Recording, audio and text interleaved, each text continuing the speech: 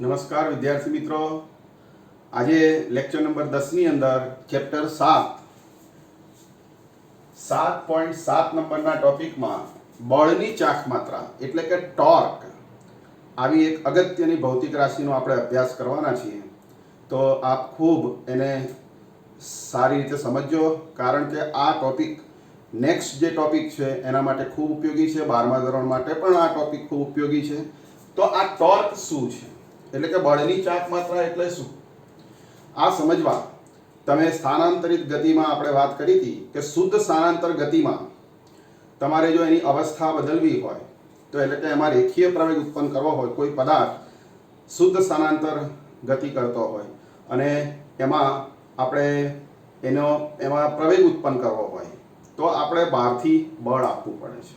એટલે બળ લગાડતા પ્રવેગ ઉત્પન્ન થાય છે. તો એવી જ રીતે જો પદાર્થને આપણે ચાક ગતિ કરાવી હોય તો પણ આપણે બળ આપવું પડે. પણ ચાક ગતિ કરાવવા માટે જે બળ આપીએ છીએ એને ટોર્ક આવા નામથી ઓળખવામાં આવે છે. એટલે કે બળની ચાક માત્રા આવા નામથી એને ઓળખવામાં આવે છે. તો વિદ્યાર્થી મિત્રો, પદાર્થને ચાક ગતિ કરાવવા માટે જરૂરી બળ ચોક્કસ રીતે જો લગાડવામાં આવે તો એને ટોર્ક કહેવામાં આવે છે. એક ઉદાહરણ તમને આપું કે ટોર્ક આપણને ક્યાં જોવા મળે. આપણે બારણાને જ્યારે ખોલબંધ કરીએ છીએ, ઘરનું બારણું છે એને વારંવાર આપણે ખોલબંધ કરતા હોઈએ છીએ, તો બારણું એ મિજાગરાથી જોડાયેલું હોય છે. તો ત્યાંથી જે પરિભ્રમણ અક્ષ પસાર થાય છે એને અનુલક્ષીને આપણે જો બારણાને લંબરૂપે બળ લગાડીએ તો બારણું સરળતાથી ખોલબંધ કરી શકાય છે. તો એ જે બળ લગાડીએ છીએ બારણાને આપણે ખોલબંધ કરવા, વાસ્તવમાં તો આપણે બારણાને ચાક ગતિ આપીએ છીએ. બારણું આમ પરિભ્રમણ અક્ષને અનુલક્ષીને, મિજાગ્રાને અનુલક્ષીને આ રીતે ચાક ગતિ કરે છે. એટલે બારણાના હેન્ડલ ઉપર આપણે આમ ખેંચીએ અથવા એને ધક્કો મારીએ છીએ ત્યારે બારણું ચાક ગતિ કરે છે. તો વાસ્તવમાં એ જે બળ લગાડીએ છીએ બારણાને ખોલવા માટે અથવા તો બંધ કરવા માટે, એ બળ નહીં પણ એ ટોર્ક છે. તો ચાક ગતિમાં એ બળને ટોર્ક કહેવામાં આવે છે. તો ટોર્ક એટલે શું એ સમજવા આપણે રેખીય ગતિમાં જેમ બળ અગત્યનું છે એમ ચાક ગતિમાં ટોર્ક અગત્યનું છે. તો આપણે સૌપ્રથમ એક કણ ઉપર ટોર્ક કેવી રીતે લાગે એ સમજીશું. એટલે કે કણ પર લાગતું ટોર્ક, અને એના આધારે તમે કણો પર લાગતું ટોર્ક એટલે કે કણોના તંત્ર પર લાગતું ટોર્ક, દ્રઢ પદાર્થ પર લાગતું ટોર્ક વગેરે સમજી શકશો. તો હવે આપણે શરૂ કરીએ કે કણ પર લાગતું ટોર્ક. ધારો કે આ કોઈ ઉગમ બિંદુ છે અને આ એક્સ અક્ષ આપણે અહીંયા એક્સ અક્ષ લઈએ, અહીંયા વાય અક્ષ અને જો અહીંયા ઝેડ અક્ષ લેવામાં આવે તો ટોર્ક શોધવા આપણે ધારી લઈશું કે આ ઉગમ બિંદુ છે એની સાપેક્ષમાં અહીં કોઈ કણ P, અહીંયા કોઈ કણ P બિંદુ પાસે છે જેનો સ્થાન સદિશ ઉગમ બિંદુની સાપેક્ષમાં R છે. અને આ કણ ઉપર આને જો લંબાવીએ આપણે તો આ R છે. આ P કણ પર એટલે કે P બિંદુ પાસે કણ ઉપર ધારો કે F જેટલું બાહ્ય બળ લગાડવામાં આવે છે અને આ R અને F વચ્ચેનો ખૂણો થીટા છે. તો ટોર્ક એટલે શું? તો ઉગમ બિંદુની સાપેક્ષમાં સ્થાન સદિશ R અને બળ સદિશ F આ બંનેના સદિશ ગુણાકારને એટલે કે R ક્રોસ F, R અને F ના સદિશ ગુણાકારને આ P કણ પર લાગતું ટોર્ક કહેવામાં આવે છે.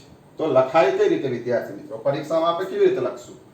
તો એક્ઝામની અંદર આ લખવા માટે આપણે સૌપ્રથમ લખીશું કે આકૃતિમાં દર્શાવ્યા પ્રમાણે કે P બિંદુ પાસે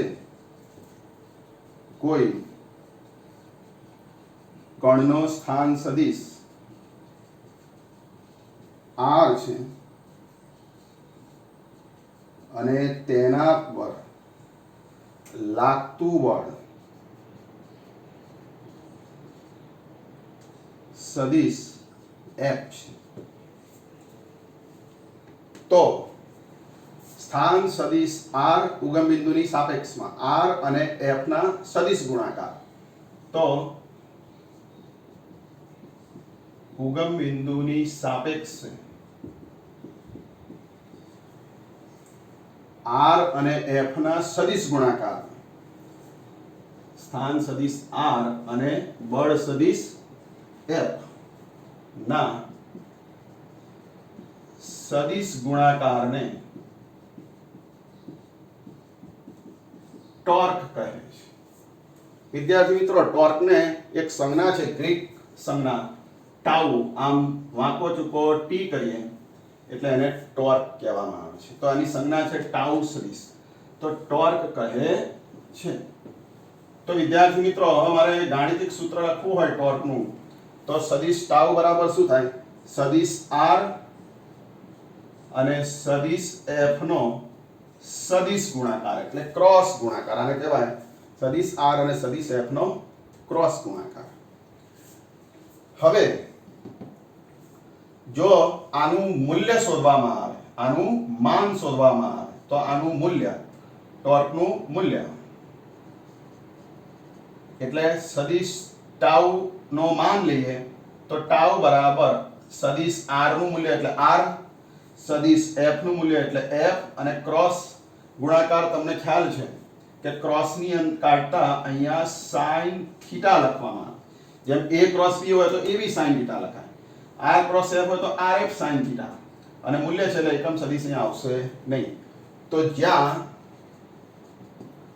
થીટા એ r અને f વચ્ચેનો ખૂણો છે.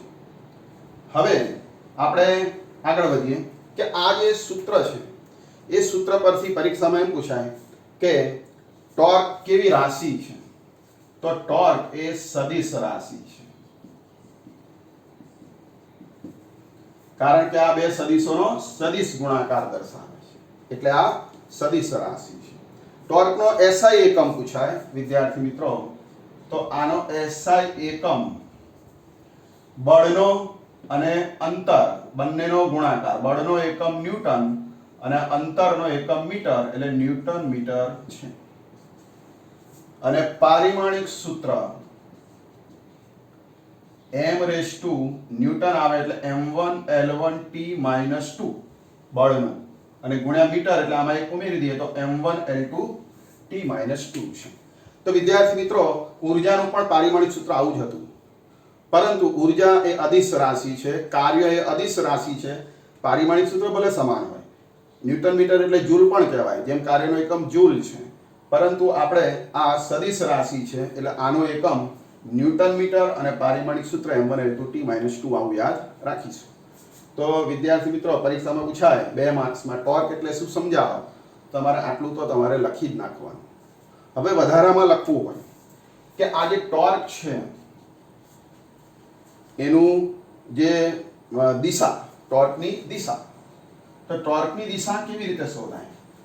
તો ટોર્કની દિશા બે સદિશોના સદિશ ગુણાકારની દિશા શોધવા જમણા હાથના સ્ક્રૂના નિયમની મદદથી બે સદિશોનો સદિશ ગુણાકાર શોધી શકાય. એટલે કે જમણા હાથના સ્ક્રૂના નિયમ મુજબ ટોર્કની દિશા r અને f થી બનતા સમતલને લંબ, આ બંનેથી r અને f થી બનતા સમતલને લંબ હોય છે.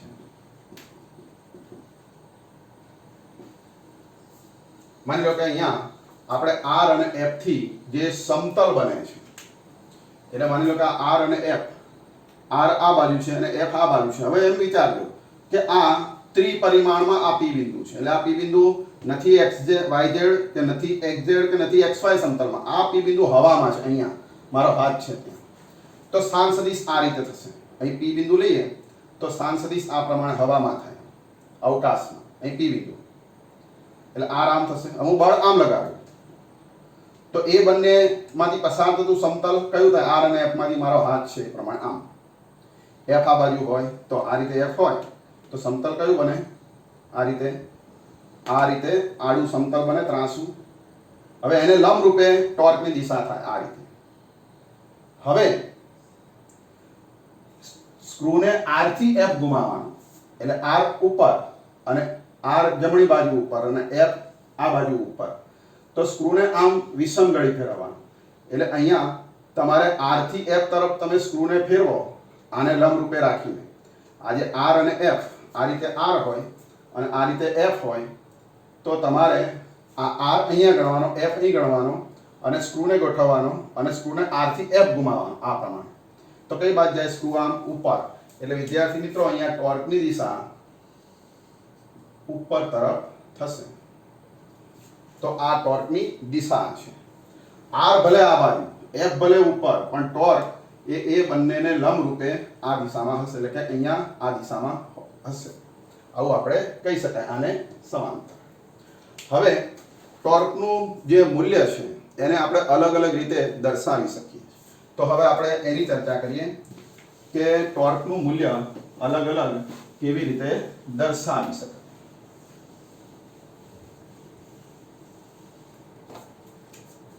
તો વિદ્યાર્થી મિત્રો, ટોર્કનું મૂલ્ય એ તમે સમજી ગયા છો કે ટોર્કનું મૂલ્ય RF sin થીટા. આ સૂત્રને મારે જુદી જુદી બે રીતે આને લખી શકું. ચલો એક આ રીતે લખું કે પહેલા R sin થીટા ને બ્રેકેટમાં લખીએ અને F ને બહાર રાખીએ.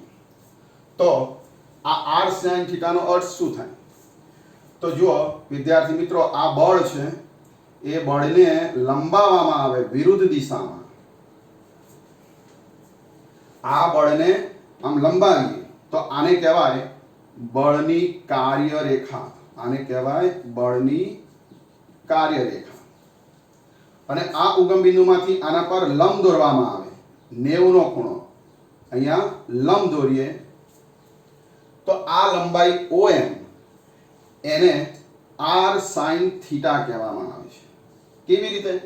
તો કે આ ખૂણો થીટા હોય તો આ પણ થીટા થાય અને આનો sin થીટા લેવામાં આવે તો સામેની બાજુ OM ભાગ્યા કર્ણ R, એટલે OM બરાબર R sin થીટા. OM બરાબર R sin થીટા. તો OM શું છે કે લંબ અંતર છે. બળની કાર્યરેખાનું ઉગમ બિંદુથી લંબ અંતર. એટલે R sin થીટા નો અર્થ શું થાય કે લંબ અંતર, ઉગમ બિંદુથી લંબ અંતર, એટલે એને R લંબ આવા નામથી આપણે ઓળખીશું. અથવા આ સૂત્રને મારે બીજી રીતે લખવું હોય તો પહેલા R લખું, F sin થીટા બ્રેકેટમાં લખીએ તો હવે આનો અર્થ શું થાય? તો આમાં R નું મૂલ્ય ગુણ્યા F sin થીટા. તો F sin થીટા એટલે તો આ F ના અહીંયા બે ઘટક પડે. એક R ને સમાંતર R cos થીટા અને આ R ને લંબ આ દિશામાં R sin થીટા. તો R ના બે જે આ F ના આપણને અહીંયા F ના બે ઘટક પડે, F cos થીટા અને અહીંયા F sin થીટા. તો આ જે F cos થીટા છે એ તો R ને સમાંતર ઘટક થયો, પણ આ જે F sin થીટા ઘટક છે જે R ને લંબ છે, એટલે આ F sin થીટા ને બળનો લંબ ઘટક આવી રીતે આપણે ઓળખીશું. તો વિદ્યાર્થી મિત્રો કે ટોર્કને આપણે બીજી બે રીતે પણ યાદ રાખી શકીએ કે બળનું મૂલ્ય ગુણ્યા બળની કાર્યરેખાનું ઉગમ બિંદુથી લંબ અંતર, અથવા ટોર્ક એટલે અંતરનું મૂલ્ય, સ્થાનનું મૂલ્ય, ઉગમ બિંદુથી અંતરનું મૂલ્ય ગુણ્યા બળનો સ્થાન સદિશને લંબ ઘટક. બળનો સ્થાન સદિશને લંબ ઘટક. આવી રીતે આપણે આને ઓળખી શકીએ. તો વિદ્યાર્થી મિત્રો, આ ગુણાકારને એક નવા નામથી ઓળખવામાં આવે છે કે ટોર્ક એટલે બળ ગુણ્યા બળની કાર્યરેખાનું લંબ અંતર. એટલે આને નામ આપીશું બળની ચાપ માત્રા. એટલે ટોર્ક એટલે બળની ચાપ માત્રા કે બળની અસરકારકતા બી કહેવાય. કોઈ પદાર્થ પર તમે બળ લગાડો તો એ બળ કેટલું અસર કરે છે એ અસરનું માપ એટલે ટોર્ક. બળની અસરકારકતાનું માપ, તો આને કહેવાય ટોર્ક. ધારો કે આપણે બારણા પર વધારે અસરકારક રીતે બળ લગાડવું હોય તો બારણાનું જે મિજાગરું છે ત્યાંથી દૂર, એટલે કે બારણાની પરિભ્રમણ અક્ષથી દૂર છેડા ઉપર જો બળ લગાડીએ તો બળની અસર વધુ થાય એટલે કે ટોર્ક વધારે ઉત્પન્ન થાય, એટલે જ હેન્ડલ બારણામાં છેડા ઉપર રાખવામાં આવે છે. હવે આ જે ટોર્ક છે એનું મૂલ્ય ક્યારે શૂન્ય થાય અને ક્યારે મહત્તમ થાય? તો જો r બરાબર 0 હોય એટલે કે r બરાબર 0 એટલે આ p બિંદુ જે છે, અહીંયા જે કણ છે એ અહીંયા ધારવામાં આવે ઉગમ બિંદુ પર, તો r 0 થઈ જાય. અથવા બળ જ ન લગાડીએ, આ કણ ઉપર અહીંયા બળ જ ન લગાડીએ તો, અને થીટા બરાબર r અને f વચ્ચેનો ખૂણો, આ r અને આ f, આ r ને લંબાવે એટલે આને r જ કહેવાય. r અને f વચ્ચેનો ખૂણો, આ ખૂણો 0 અથવા 180 હોય તો એવા સંજોગોમાં ટોર્કનું મૂલ્ય એ શૂન્ય થશે. કેમ? જો r 0 મૂકો તો ટોર્ક 0, બળ શૂન્ય મૂકો ભલે આ શૂન્ય ના હોય તો એ ટોર્ક 0, આ બંને ભલે શૂન્ય ના હોય પણ આ 0 અથવા 180 લો તો sin 0 0 એટલે ટોર્ક 0. તો ટોર્કનું મૂલ્ય શૂન્ય ક્યારે થાય? કે જો આ કણ ઉગમ બિંદુ પર હોય અથવા બળ છે એ ઉગમ બિંદુમાંથી પસાર થાય, બળની કાર્યરેખા ઉગમ બિંદુમાંથી જાય તો થીટા 0 થઈ જાય, r અને f એક જ દિશામાં, અથવા થીટા 0 અથવા 180 હોય એવા સંજોગોમાં આના પર લાગતું ટોર્ક શું થઈ જાય? શૂન્ય થઈ જાય. તો વિદ્યાર્થી મિત્રો, ટોર્ક લગાડવા શું કરવું પડે કે r શૂન્ય ન હોય અથવા f શૂન્ય ના હોય તો થીટા આ બંને ન હોય એ રીતે ટોર્ક લગાડવું જોઈએ. ટોર્કનું મૂલ્ય મહત્તમ ક્યારે થાય? તો જ્યારે થીટાનું મૂલ્ય 90 હોય એટલે કે r અને f વચ્ચેનો ખૂણો 90 ડિગ્રી હોય, એટલે કે સ્થાન સદિશ આ બાજુ હોય, બળ લંબ રૂપે લગાડો. આપણે બારણાનું જે હેન્ડલ છે એને લંબ રૂપે બળ લગાડે તો r સમાંતર કહેવાય, બારણાને બળ લંબ રૂપે કહેવાય. એટલે ટોર્ક થશે rf sin 90 જ્યારે લંબ રૂપે હોય ત્યારે, એટલે rf * 1 તો ટોર્ક મહત્તમ થાય. એટલે થીટા જ્યારે 90 હોય ત્યારે ટોર્ક મેક્સિમમ થાય. તો વિદ્યાર્થી મિત્રો, ટોર્ક એટલે શું તમને ખ્યાલ આવી ગયો હશે. આ ટોર્કના આપણે અનેક ઉદાહરણો આપી શકીએ. દાખલા તરીકે આપણે વાહન ચલાવતા હોય ત્યારે સ્ટીરિંગ ઉપર આપણે જે બળ લગાડીએ છીએ, આ રીતે લેફ્ટ વળવું હોય તો સ્ટીરિંગ પર આપણે આમ બળ લગાડીએ છીએ, એક હાથ પાછળ ખેંચે એક હાથ ઉપર, એટલે કે સ્ટીરિંગ પર આમ બળ લગાડીએ છીએ તો એ જે બળ છે એ વાસ્તવમાં ટોર્ક જ છે. તમે ચાક ગતિ આપો છો સ્ટીરિંગને એટલે એના પર આપણે શું કર્યું કહેવાય? ટોર્ક લગાડ્યું કહેવાય. એવી રીતે સાયકલ ચલાવતા હોય ત્યારે આપણે પેન્ડલ મારીએ છીએ પગ વડે, તો એ પેન્ડલ મારીએ ત્યારે પેન્ડલ આ રીતે ચાક ગતિ કરે છે તો પેન્ડલ ઉપર જે પગ વડે લાગતું બળ એ બળ નહીં પણ એ ટોર્ક કહેવાય. એવી રીતે પંખો સ્થિર સ્થિતિમાં હોય અને આપણે એના પાંખિયાને આમ એવી રીતે બળ લગાડીએ કે જેથી પાંખિયું ફરવા લાગે તો આપણે પંખા ઉપર શું લગાડ્યું કહેવાય? ટોર્ક. તો આવી રીતે ટોર્ક લગાડીને આપણે ચાક ગતિ ઉત્પન્ન કરી શકીએ છીએ. તો આવી રીતે ચાક ગતિ ઉત્પન્ન કરવા ટોર્ક જરૂરી છે. તો વિદ્યાર્થી મિત્રો, તમને ખ્યાલ આવી ગયો હશે કે ટોર્ક એટલે શું. તો મુખ્ય મુદ્દાઓ એકવાર ફરી કહી દઉં ટોર્કના, કે ટોર્ક એ બળની ચાક માત્રા છે. ચાક ગતિ માટે ચાક ગતિ ઉત્પન્ન કરવા બળ એટલે કે ચાક ગતિ ઉત્પન્ન કરવા ટોર્ક જરૂરી છે. ટોર્કનું સૂત્ર સદિશ r ક્રોસ સદિશ f, એકમ ન્યૂટન મીટર, પારિમાણિક સૂત્ર m1 L2 T-2. ટોર્કનું મૂલ્ય આ સૂત્ર મુજબ શોધાય અને ટોર્ક છે કે આ ત્રણ સંજોગોમાં શૂન્ય થાય અથવા 90 હોય ત્યારે મહત્તમ થાય. તો વિદ્યાર્થી મિત્રો, આ એક કણ ઉપર લાગતા ટોર્કની આપણે વાત કરી કે આ એક કણ ઉપર લાગતું ટોર્ક.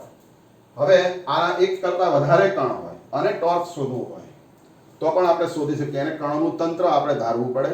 તો એક કણ ઉપર બળ, બીજા કણ પર બળ, ત્રીજા કણ પર બળ, એના સ્થાન સદિશો r1 r2 rn f1 f2 fn. તો આ સૂત્રનો ઉપયોગ કરી અને આપણે ટોર્ક શોધી શકીએ છીએ. તેની ચર્ચા આપણે નેક્સ્ટ લેક્ચરમાં કરીશું. તો આજના લેક્ચરમાં તમે ટોર્ક એટલે શું એ સમજી ગયા હશો. તો ટેક્સ્ટમાંથી જોઈ એને આપ તૈયાર કરશો, પહેલાં લેક્ચરનો સ્ટડી કરજો અને પછી ટેક્સ્ટમાંથી વાંચશો તો 100% તમને ટોર્ક એટલે શું એ સમજી જશે. તો આજના લેક્ચરમાં એટલે કે લેક્ચર નંબર 10માં આપણે આટલું ભણ્યા એટલું તૈયાર કરજો. લેક્ચર નંબર 11માં એક નવી ભૌતિક રાશિ ભણવાની છે, કોણીય વેગમાન. એ પણ આ ટોર્કની જેમ બે સદિશોનો સદિશ ગુણાકાર જ છે. તો એની ચર્ચા પછી કરીશું. પહેલાં આપણે ટોર્ક તૈયાર કરીશું. તો આટલું આપ તૈયાર કરશો. જય શ્રી કૃષ્ણ.